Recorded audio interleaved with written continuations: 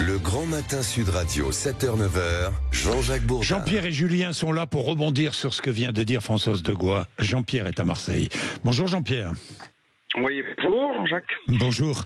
Alors, hier, Marine Le Pen a qualifié l'Union européenne d'empire marchand, wokiste et ultra-libéral. Vous êtes d'accord ?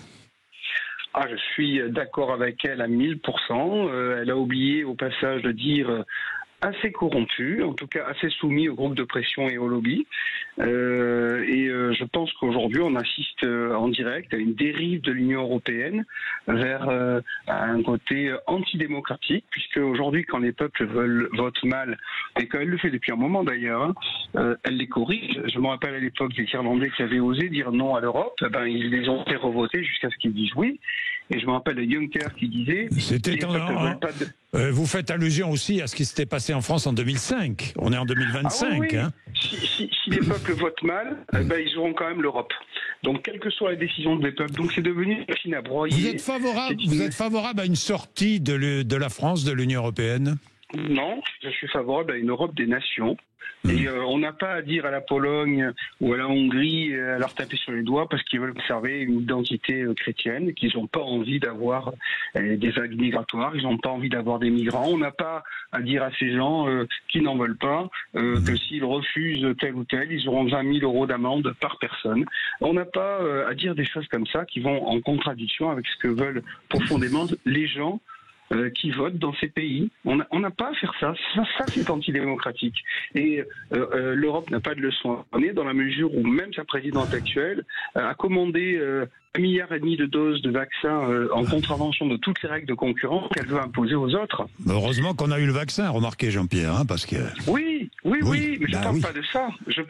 L'Europe a été assez efficace dans ce domaine. Après, les conditions dans lesquelles les vaccins ont été acquis, je ne les connais pas. Vous non plus. Écoutez, des enquêtes sont en cours. Néanmoins, l'Europe a joué son rôle lors du Covid. Je crois que l'histoire jugera la manière dont ces commandes ont été faites en contravention et en contradiction, semble-t-il, de toutes les règles d'application de l'Union européenne. Et puis l'exemple que je voudrais donner, le dernier, c'est la manière dont on articule aujourd'hui, dont on construit le prix d'électricité, qui est axé, référencé au prix du gaz russe, qui fait que l'électricité est beaucoup plus chère que le prix à laquelle on la produit. Auparavant, il y avait une entreprise d'État, mais Dieu sait que je suis pas collectiviste, qui nous vendait l'électricité au prix pour écouter, à la production, plus l'entretien des machines, plus le coût du personnel. Et aujourd'hui, on paye 3 fois le prix.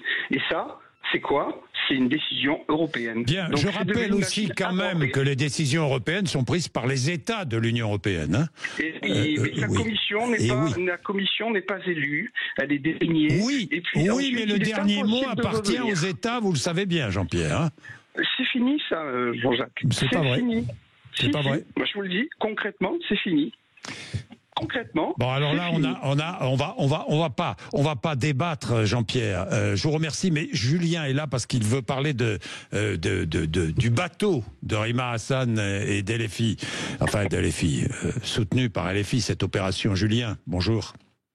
Oui, bonjour Jean-Jacques. Vous dites Rima Hassan et LFI ont réussi leur coup de com', mais dans les faits, ça n'a rien changé. Bah oui, mais en fait, moi, ce qui m'énerve, c'est encore une fois, on voit un petit peu le fonctionnement de la gauche aujourd'hui. C'est-à-dire que il leur a été déconseillé d'y aller par le ministère des Affaires étrangères. Par le Quai d'Orsay qui était en lien avec eux avant le départ. Voilà. Oui, bien sûr. Avant le départ. Et ils leur ont dit, n'y allez pas. Ils l'ont fait. N'y allez pas. Ils l'ont fait en dépit de toute logique de sécurité. Et une fois qu'ils se sont retrouvés dans la barra, ils ont dit au secours, aidez-nous. Mais il y a un moment donné, prenez conscience de vos actes. Là, ça a été un pur coup de com', mais en aucun cas ce qu'ils pouvaient transporter dans le bateau allait changer quoi que ce soit au sort des Palestiniens. Donc c'est un petit peu de l'hypocrisie. C'était vraiment le coup de regardez-nous. Ils se sont mis volontairement en danger. Et puis il y a un truc qui m'a fait beaucoup rire, c'est que j'ai scruté toutes les vidéos. Pas une seule fois sur un voilier avec Greta Thunberg, j'ai vu des voiles hissés. Donc c'est-à-dire que le truc, il a fait sa traversée quasiment tout le temps en diesel. Oui, vive l'écologie. C'est vrai.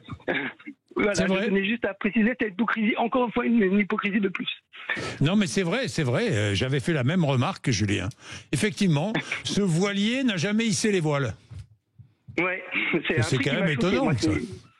Avec Greta Thunberg sur le voilier. Exactement. Écologiste. Oui. Bon, enfin bon.